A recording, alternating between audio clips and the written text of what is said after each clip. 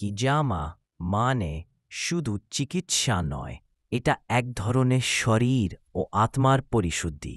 এতে কাপ বসিয়ে শরীরের নির্দিষ্ট স্থানে জমে থাকা খারাপ রক্ত বের করে দেওয়া হয়। যে রক্তে থাকে টক্সিন, ক্লান্তি আর নানান রোগের শেকড়।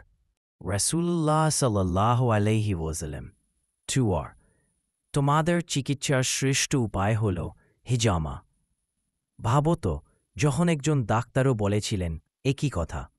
এটাই তো সুন্নাহর বরকত। হিজামা করলে মাথা ব্যথা ও মাইগ্রেন কমে যায়, শরীরের ক্লান্তি দূর হয়, ঘুমের মান উন্নত হয়, রক্ত সঞ্চালন বাড়ে, আর সবচেয়ে বড় কথা, মন হয় শান্ত, আত্মা হয় হালকা। তুমি যদি সুস্থ থাকতে চাও আর নবীর সুন্নাহ অনুযায়ী জীবন সাজাতে চাও, তাহলে হিজামা ট্রিটমেন্ট একবার করে দেখো। সঠিক প্রশিক্ষিত হিজামা থেরাপিস্টের কাছে করো।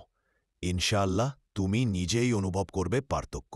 হিজামা করলে মাথা ব্যথা ও মাইগ্রেন কমে যায়, শরীরের ক্লান্তি দূর হয়, ঘুমের মান উন্নত হয়, রক্ত সঞ্চালন বাড়ে, আর সবচেয়ে বড় কথা, মন হয় শান্ত, আত্মা হয় হালকা।